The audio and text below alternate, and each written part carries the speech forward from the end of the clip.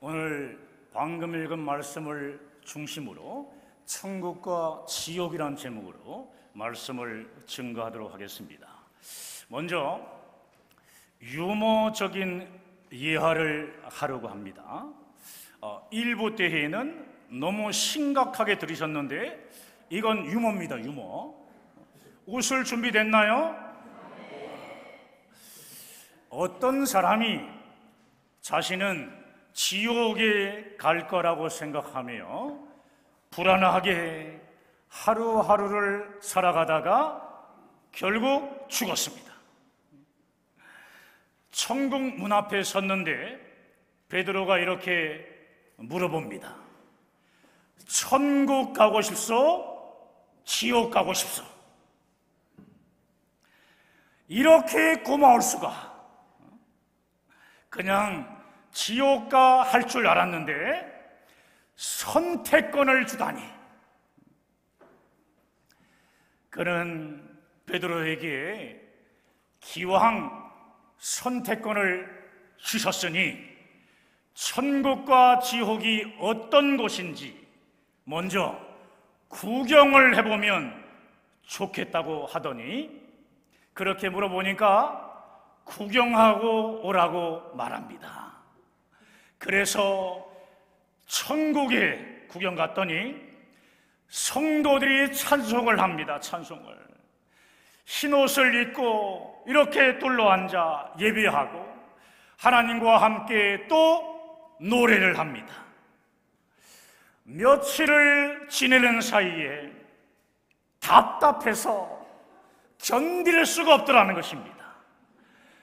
그래서 이번에는 지옥에 내려갔더니 카지노도 있고 노래방도 있고 술집도 있고 아가씨도 있고 왁자지껄 살만하더랍니다.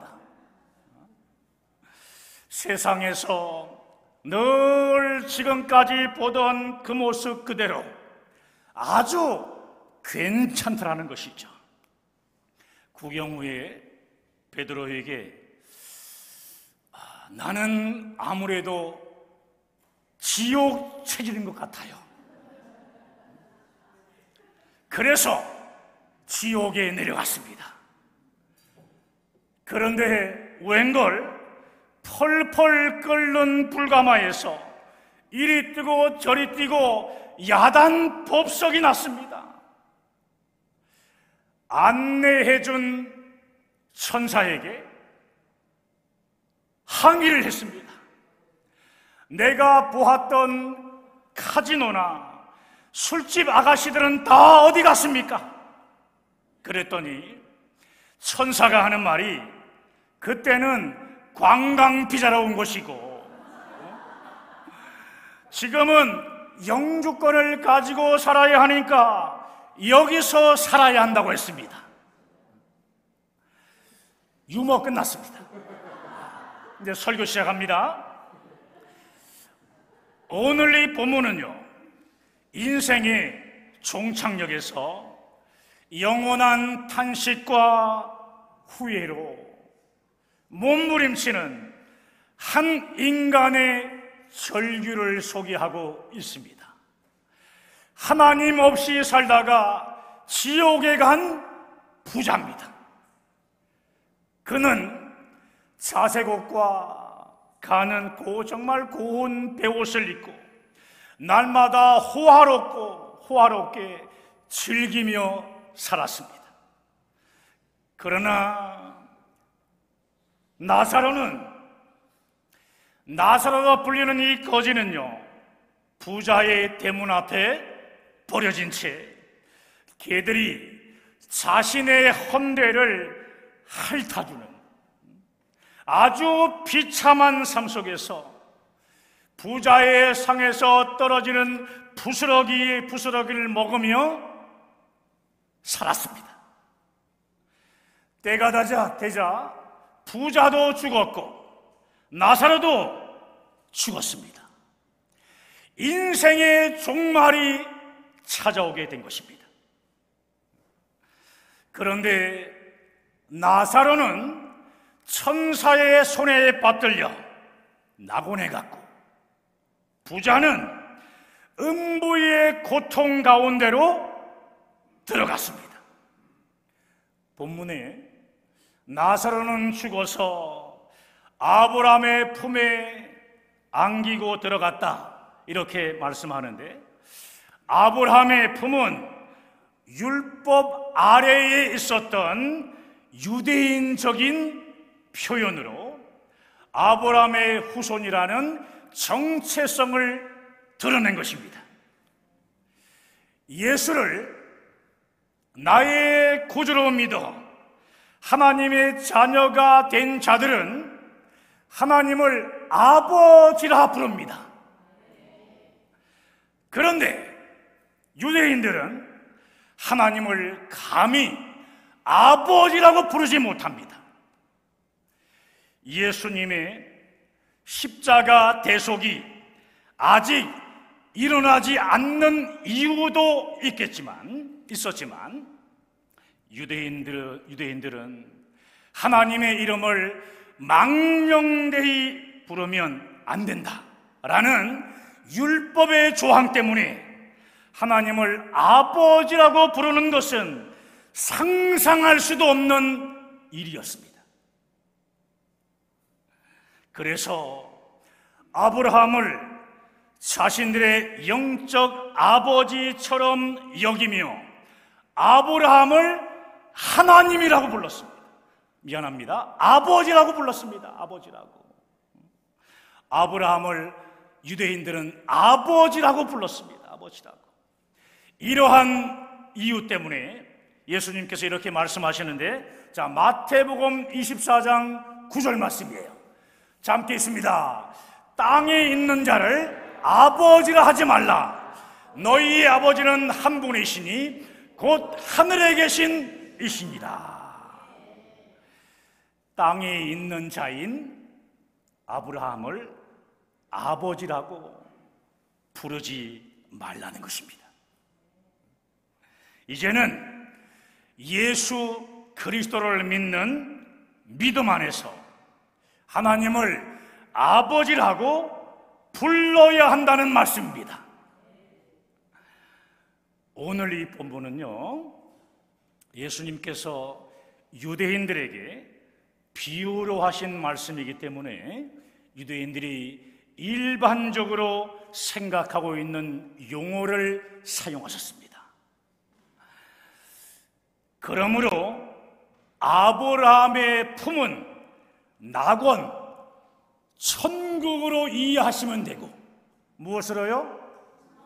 낙원, 천국으로 아브라함의 품을 이해하시면 되고요, 음부는 지옥이라고 이해하시면 되고, 지옥.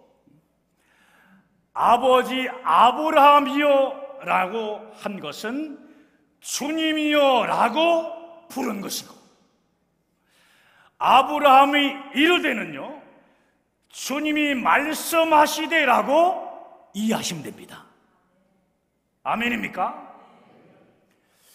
오늘 본문을 읽어보면, 우리가 함께 읽다 보면요, 부자의 고통과 신음소리가 들리는 것 같습니다. 여러분, 세상은요, 돈만 있으면 다 된다고 가르치며, 많은 돈을 가지고 잘 먹고 잘 살면 그만이다, 이렇게 말을 합니다. 그러나 오늘 본문의 부자를 보십시오. 죽어서 지옥에 간 부자에게 많은 이 재물이 다 무슨 소용이며, 그가 지금까지 누렸던 쾌락이 도대체 무슨 의미가 있습니까?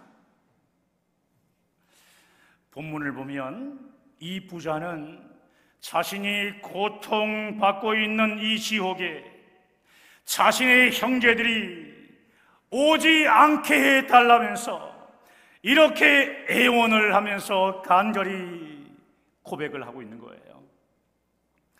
낙원에 있는 나사로를 내 아버지 집으로 보내주십시오.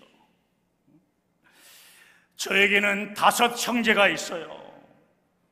나사로가 가서 그들에게 경고하여 고통받는 이 지옥에 제발 오지 않게 해주세요. 사랑하는 여러분, 나사로를 보내어 자기 형제들에게 경고하게 하게 해달라는 것은요, 부자의 5 형제들에게만 적용되는 경고가 아닙니다. 저와 여러분, 더 나아가 세상 모든 사람들에게 경고하는 메시지입니다. 부자처럼 하나님을 떠나 세상 가치에만 사로잡혀 죄악 가운데 살면 지옥에 간다는 경고입니다. 우리는 이 경고를 진지하게 들어야 하는 것입니다. 그래야 십자가 대속으로 우리를 죄에서 구원하신 예수님의 구원, 예수님의 십자가의 구원을 온전히 믿게 되기 때문입니다. 여러분, 천국은 우리 주 예수님을 나의 구원자로 믿어 죄사함을 받아 하나님의 자녀로 거듭난 자들만 들어갈 수 있는 곳입니다. 아멘. 그러므로 우리는 그 무엇보다 먼저 예수님을 나의 구원자로 믿는 믿음을 가져야 합니다. 아무리 이 땅에서 돈이 많고요, 또 명예가 많아도 예수님을 나의 구원자로 믿는 믿음이 없으면 결국 지옥입니다. 사랑하는 여러분, 부자가 지옥에 간 이유가 무엇입니까? 부자였기 때문에 지옥에 간 것이 아닙니다. 부자인 것 자체가 결코 죄악은 아닙니다. 그러나 부유함 때문에 천국과 지옥에 대한 성경의 이 경고를 무시하고 구원의 복음을 믿지 않는 무관심의 이 죄를 범했습니다. 무관심한가? 다시 말해, 많은 재물로 인한 편안하고 즐거운 생활 때문에 십자가의 대속으로 우리를 죄에서 구원해 주신 예수님의 영생의 구원을 무시하며 믿지 않는 가장 큰 죄를 범한 것입니다. 오늘날에도 많은 사람들이 영적인 무관심 속에서 구원의 복음을 아무리 선포해도 이것을 거부하며 영생을 누리는 천국을 준비하지 않고 살아갑니다. 아무리 복음을 전하며 예수를 나의 구주로 믿으라고 목이 터져라 외쳐도요, 세상의 즐거움만을 추구하며 죽음 이후에 갈 저 영원한 천국은 관심조차 갖지 않는 어리석은 삶을 살아갑니다. 여러분, 이 세상의 삶은 길어야 몇 년입니까? 100년입니다. 100년. 100년의 삶 때문에 영생을 누리는 영원한 천국의 삶을 무시하는 건 가장 어리석고 바보 같은 것입니다. 부자처럼 후회하지 말고요, 기회가 있을 때, 아직 호흡이 있을 때 십자가 대속으로 우리를 죄에서 구원하신 예수님을 나의 구원자로 믿으시기 바랍니다. 우리 주 예수님을 믿음으로 영생의 구원을 받으십시오. 영생의 구원을 받으십시오. 천국은 예수를 나의 구주로 믿어 구원받는 자들만 들어갈 수 있습니다. 오늘 본문에서 부자는 자신이 지옥에 간 이유는 회개하지 않았기 때문이라고 말합니다. 자, 오늘 본문 30절입니다. 30절. 자, 시작. 이르되 그렇지 아니하니이다. 아버지 아브라함이여, 만일 죽은 자에게서 그들에게 가는 자가 있으면 회개하리이다. 회개하리이다. 부자는 자기가 회개하지 않아서 그곳에 갔다는 사실을 알았습니다. 여러분, 예수님의 십자가 구원을 믿는 것 자체가 회개입니다. 예수님의 십자가 사건을 믿는 것 자체가 회개입니다. 예수를 믿는다는 것은 자신이 죄인이라는 고백인가 동시에 자신의 죄를 주님 앞에 내려놓은 것, 바로 회개인 것입니다. 회개. 그러므로 죄인이 자신의 죄를 자복하며 돌이키는 회개의 가장 근본은 뭐냐면은 우리 이 죄를 십자가의 피로 완전히 대속해 주신 예수님의 구원을 믿는 것입니다. 나는 지옥 갈 수밖에 없는 죄인이라는 것을 인정해야 십자가에서 대속의 피를 흘리며 죽으시는 부활하신 예수님을 나의 구주로 믿게 되는 것입니다. 사랑하는 여러분, 우리가 이 땅에서 베풀 수 있는 최고의 사랑이 무엇인지 아십니까? 예수님의 구원의 복음을 전해서 살아가는 사람을요, 지옥에 보내지 않는 것입니다. 이 세상에 최고의 효도가 있습니다. 그 최고의 효도는 뭐냐면 우리 부모님에게 예수님의 십자가 구원을 전하는 것입니다. 최고의 우정은 내가 가장 사랑하는 친구들에게 예수님의 복음을 담대하게 증거하는 것입니다.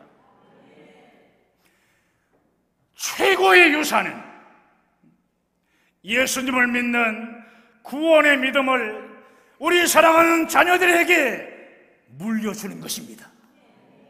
아멘입니까?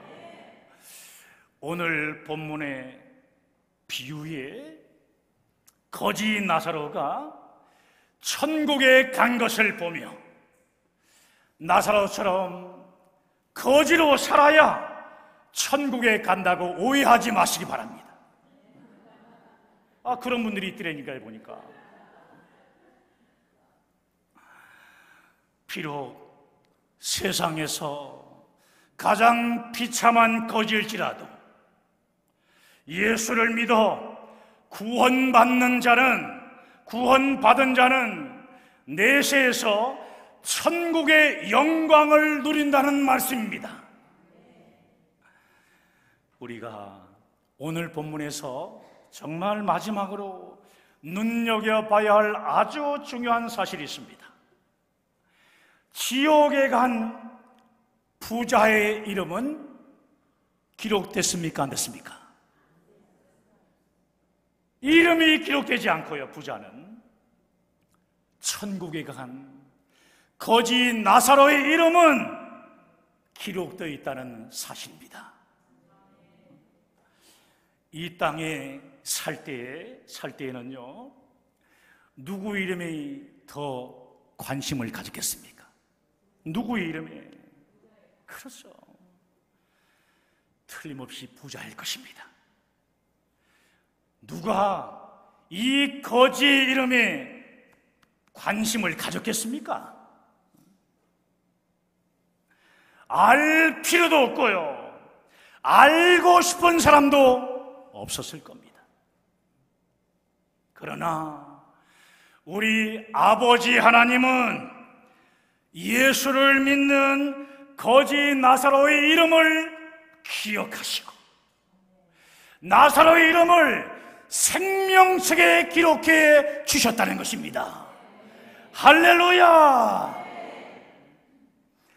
오늘 말씀을 마치면서 그러면 이제 우리는 어떻게 살아야 할까요? 자, 요한일서 4장 7절부터 11절까지. 자, 시작. 사랑하는 자들아, 우리가 서로 사랑하자. 사랑은 하나님께 속한 것이니 사랑하는 자마다 하나님으로부터 나서 하나님을 알고 사랑하지 아니하는 자는 하나님을 알지 못하나니 이는 하나님은 사랑이십니다. 하나님의 사랑이 우리에게 이렇게 나타난 바 되었으니 하나님이 자기의 독생자를 세상에 보내심은 그로 말미암아 우리를 살리려 하심이라. 사랑은 여기 있으니 우리가 하나님을 사랑한 것이 아니요 하나님이 우리를 사랑하사 우리를 죄를 위하여 화목제물로 그 아들을 보내셨습니다. 사랑하는 자들아, 하나님이 이같이 우리를 사랑하셨은즉 우리가 서로 사랑하는 것이 마땅하도다. 사랑하는 것이 마땅하도다. 오늘 본문의 결론은요, 우리가 방금 읽은 요한일서 4장 7절부터 11절 말씀입니다. 우리는 우리의 이 죄를 사하시려고 독생자 예수 그리스도를 이 땅에 보내신 하나님의 사랑 안에서 영생의 구원을 받고 천국을 유업으로 받은 자들입니다. 아멘. 이 놀라운 하나님의 사랑, 이 놀라운 예수님의 속죄의 사랑을 세상에 전하는 선교의 삶을 살게 되시길 바랍니다. 이것이 바로 하나님의 사랑 안에서 우리가 서로 사랑하는 마땅한 삶입니다. 할렐루야! 오늘 말씀 붙잡고 우리 함께 간절히 기도하십시다.